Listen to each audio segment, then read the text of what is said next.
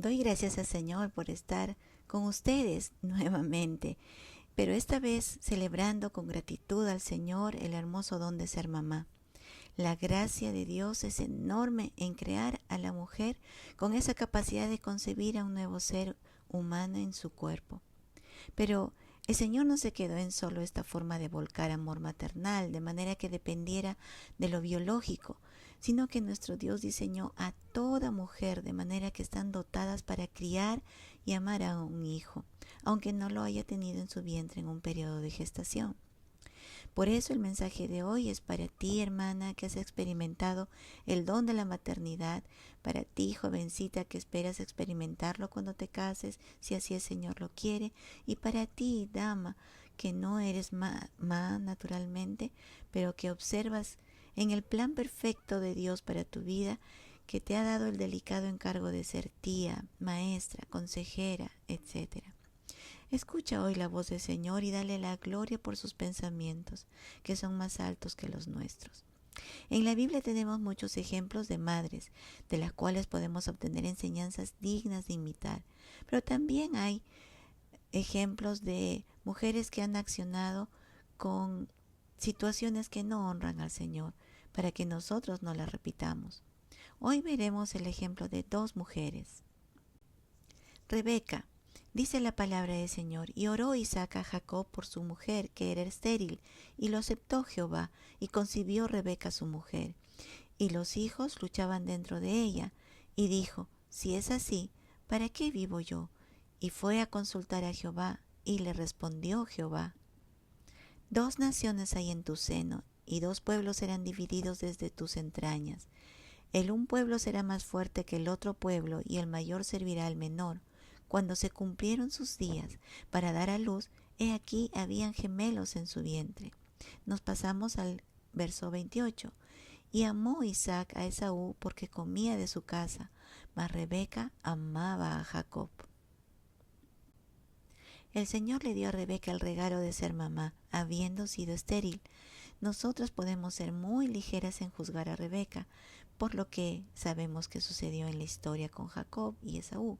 Pero detengámonos un poquito con honestidad. El texto bíblico nos relata el hecho que en el corazón de los padres también puede pasar en cualquier familia de creyentes e inconversos. Es que sin proponerlo, el corazón de una mamá o un papá se inclina hacia uno de sus hijos. Esto no está mal, es algo natural cuando se tiene más de un hijo. No que un padre o una madre menosprecie a los demás hijos que tenga, más bien los tratos son distintos, los amores se expresan de diferente manera. Lo malo es que por el amor del hijo se rompa principios de la palabra de Dios. Rebeca escuchó la conversación de su esposo Isaac con Esaú y de inmediato tramó un plan para favorecer a Jacob cuando éste escuchó de que le iba a bendecir como primogénito a Esaú. ¿Qué principio rompió Rebeca? En primer lugar, no se sujetó a su esposo, no quiso cumplir su voluntad de bendecir a Esaú. En segundo lugar, le enseñó a Jacob a mentir a su padre de manera magistral. ¿Habrá buen fruto en hacer con tus hijos cosas a espaldas de tu esposo? ¿Será conveniente enseñarles a mentir a los hijos, aun cuando tengamos alguna justificación lógica para nuestro pensamiento? Te digo que con toda seguridad, no. Aunque Rebeca escuchó directamente al Señor que el hijo menor sería señor del hijo mayor, que esto está en Génesis 25, verso 23, ella no debió, y lo digo entre comillas, ayudar a Dios para que se cumpliese la palabra de Dios. Pues, pecando, lo único que logró fue una familia desintegrada. Jacob tuvo que huir, Esaú odió a su hermano hasta el punto de desear matarlo. El padre se quedó sin bendecir a su hijo primogénito. Ella se quedó sin su hijo predilecto. Una familia desintegrada.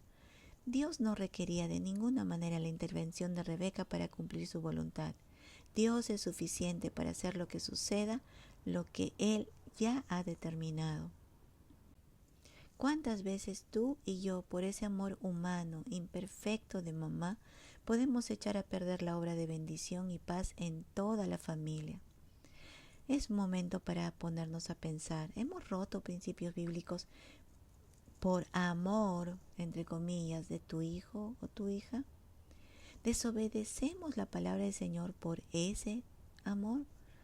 Tenemos que ser honestas delante del Señor, y si esto está pasando, pues no tendrá un gran fin, no un buen fin, ni para nuestros hijos ni para nuestra familia, mucho menos para la comunión genuina, ni la de nuestros hijos con el Señor Jesucristo, nuestro Dios y nuestro Salvador. También podemos meditar en el actuar de Josabet, una mujer usada por el Señor para que no se perdiera el linaje del Mesías que debía provenir de David, el rey David. Esta historia se encuentra en Crónicas, segunda de Crónicas capítulo 22, verso 11.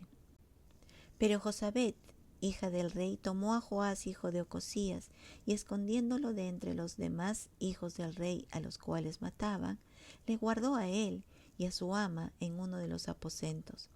Así lo escondió Josabet, hija del rey Joram, mujer del sacerdote Joiada, porque ella era hermana de Ocosías, de delante de Atalía, y no lo mataron. Josabet o Josaba, como se le conoce en el libro de Reyes, fue hija del rey Joram y esposa del sacerdote Joiada, como el texto bíblico lo relata.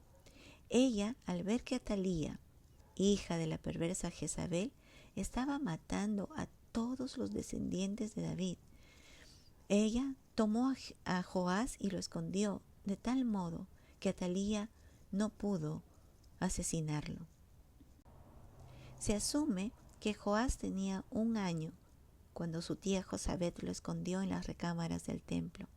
Ella y su esposo, el sacerdote Joiada, lo prohijaron y lo instruyeron en las Escrituras. ¡Qué hermoso ministerio de una tía! Fueron 6 años que lo tuvieron escondido a Joás, protegiéndolo de la malvada Atalía, que había usurpado el trono de Judá. Y a los 7 años, Joás fue coronado rey. La tarea de una tía, una maestra, una abuela creyente es de gran valor para la vida de ese sobrino, ese alumno o ese nieto.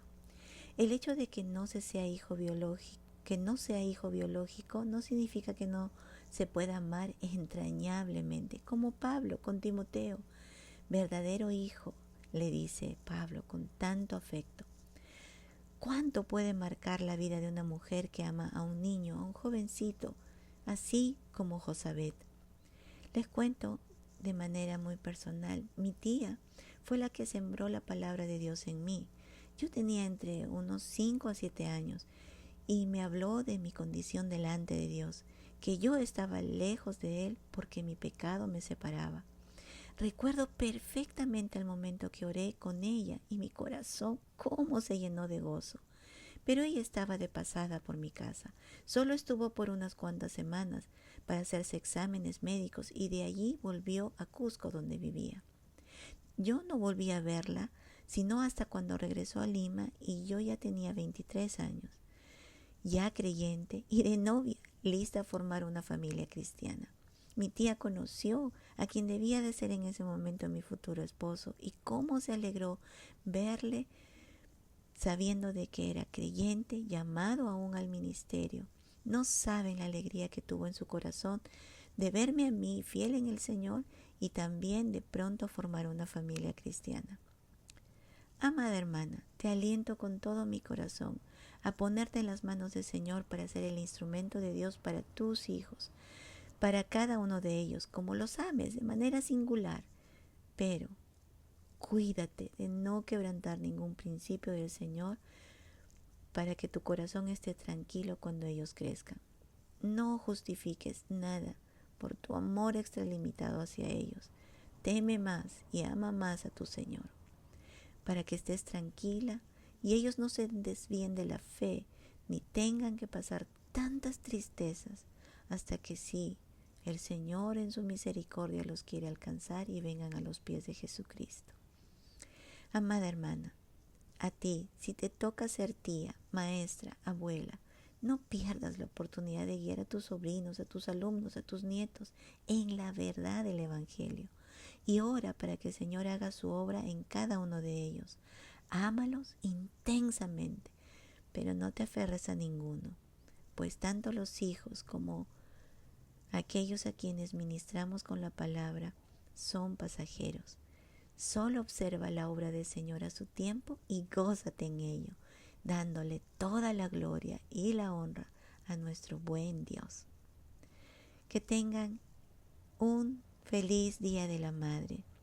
El Señor las bendiga. Nos vemos en la próxima lección.